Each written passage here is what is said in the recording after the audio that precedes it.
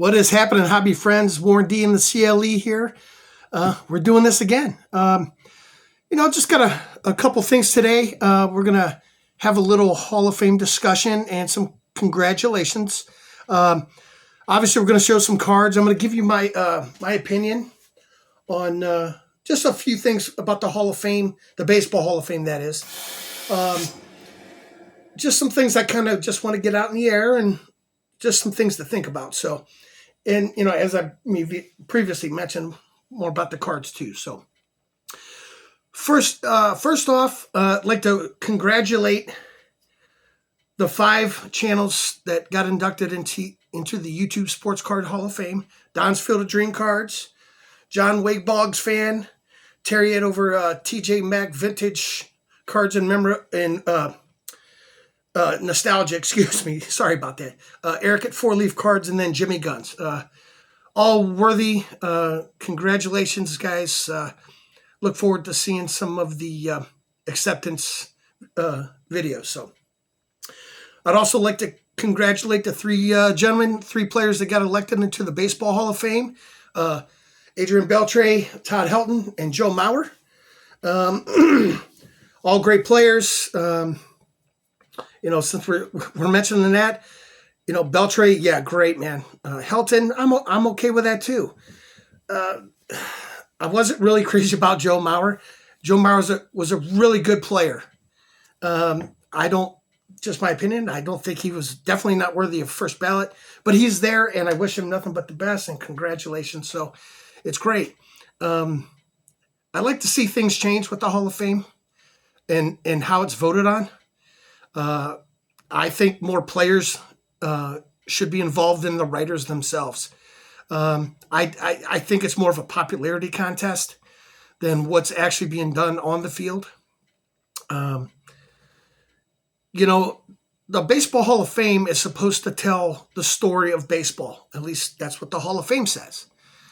But also, they're leaving out a whole section of players during a time frame that should be there because it was part of the story. And I know this is going to be a hot button for folks, and that's okay. If you want to have a conversation, we can have a conversation. But if you want to get belligerent and mean and say nasty things, I'm just not going to respond to you, and that's fine. Everybody's entitled to their opinion, and I will respectfully listen to opinions. But and I think you know what era I'm talking about. Those 90s, the steroid era.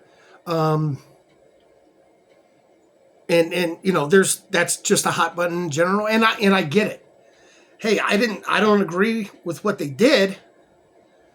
And to me, you're getting an advantage, but I also think that it was widespread, and there's a lot of conspiracy theories out there, and that's fine. But Bonds will always be a hot topic. And to me, he would, like I mentioned before, he was a Hall of Famer before he ever started juicing. I think guys like A-Rod and Manny, and it was great to see that those guys got votes.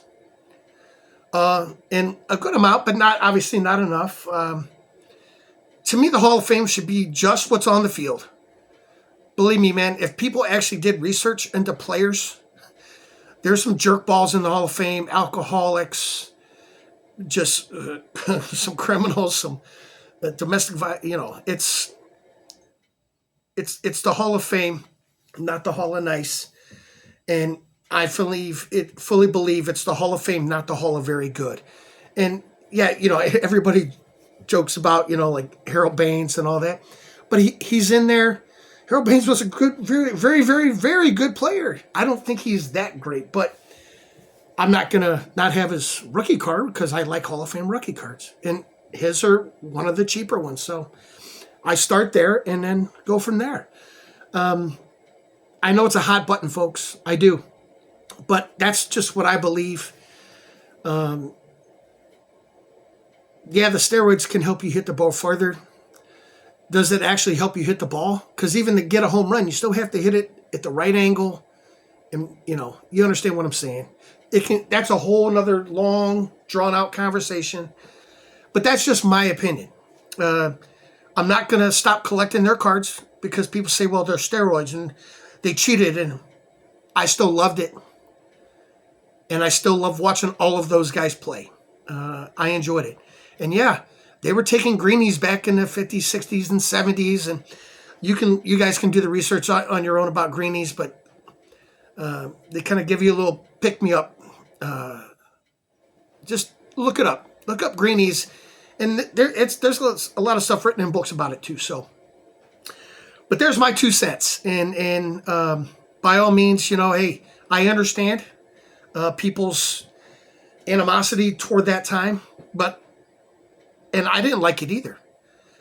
And really, the one that hurt me the most was Palmero, and that's one guy that really, really upset me because he sat there and waved his finger. And just tell the truth, man. You got caught. Just do it, and that's the way I believe. There you go. There's my 2 cents. So.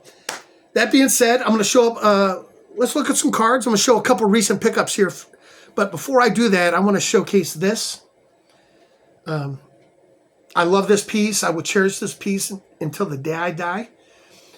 My father-in-law, God rest his soul, passed away over 5 years ago now. He bought this for me for Christmas. And it's just a framed Roberto Clemente U.S. stamp. Little on the back there, it's numbered, and I think they did 8,000 of them. That's not important to me. I don't care. There's millions of Roberto Clemente stamps out there, but I do like baseball and stamps and stuff like that. But his birthday was actually yesterday, so I just want to give him that shout out. Love you, Pops. All right, moving on. A couple fun things. As you guys know, I like the funky stuff. So I picked up these. Let me get my glasses on here so I can actually read.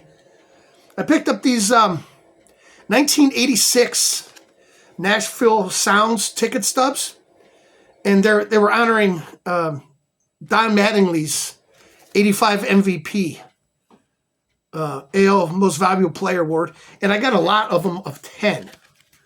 So just fun. I love the way they look. They're in great condition. They're not particularly rare, but I like Mattingly, and I love the ticket stubs. I'm going to keep a few, and I'll probably just, blow off, sell off the rest for cheap. I didn't pay a lot for them. Doesn't matter. I still love them. That's what I love the most. Another couple recent pickups here. These are going to be more modern guys, but like I said, I narrow my focus. I just buy the players. I love Jose Ramirez. Just a beautiful card.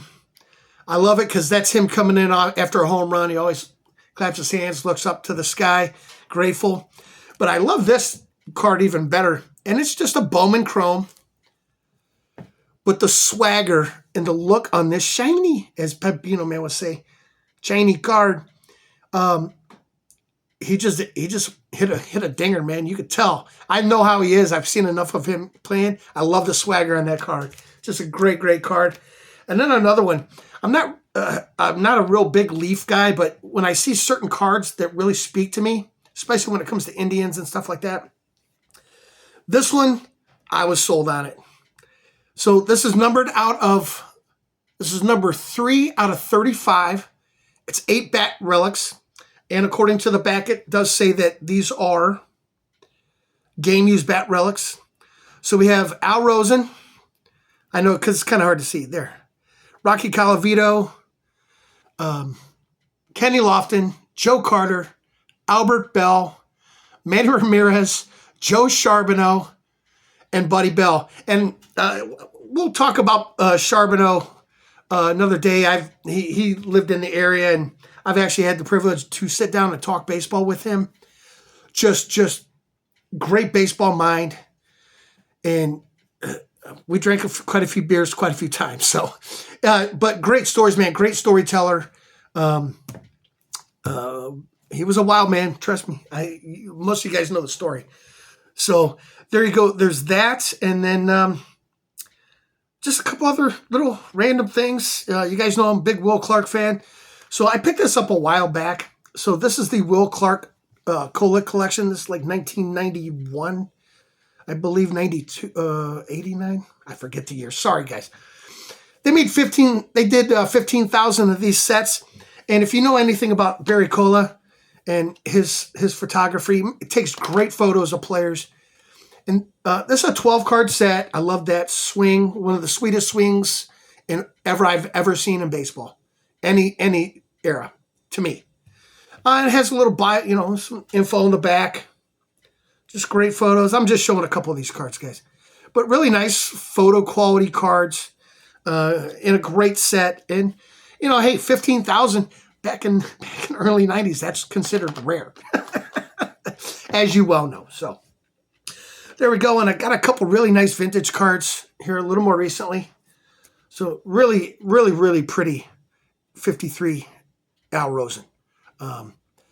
Really decent centering on the card. It's got some corner issues. The resolution's really good. And like I said, the centering is pretty nice on this, man. A little off top to bottom. But just a beautiful card. And then this really decently centered 1950 Bowman Al Rosen. Great player, Hall of Famer. And of course for my tribe, my Indians. So the last thing I'm going to show you is another little oddball item. So these are 1981 Perma Graphics credit cards, and they're the size and shape of credit card. They left a little space here for an autograph. If you ever do that, I'm not going to get these autographed, but they got some major league career records up to that point. The 81 is a little more readily available. They also have an 81 All-Star set. That's a 82 All-Star set and the credit cards. And then there's an 83. Those tend to be a little more pricey. And I'm actually going to be looking for those at the National as well. I'm looking to get them all, so hopefully I can get some kind of good deal and see if that works. But there's a really nice Henderson card. A lot of folks don't know about these. And if you do, great. I'm sorry, but I think they're really cool. There's a Schmidt. And I like the photos on the back, and these are shiny. These can get scratched up really easy. Really nice Brett. Great stuff there. Yaz. Come on now. Good stuff. And there's all the bigger stars in there too. Rose and Nolan Ryan's in here. So it's a really good set. A lot of good stars from the 80s. But I forget how many cards it is, guys. Sorry. I think there's 30 something in there. But anyway, hey, that's all I got for you. Hey, remember, man, just be good to each other. Enjoy the hobby. And I will see you next time. Take care, guys. Bye.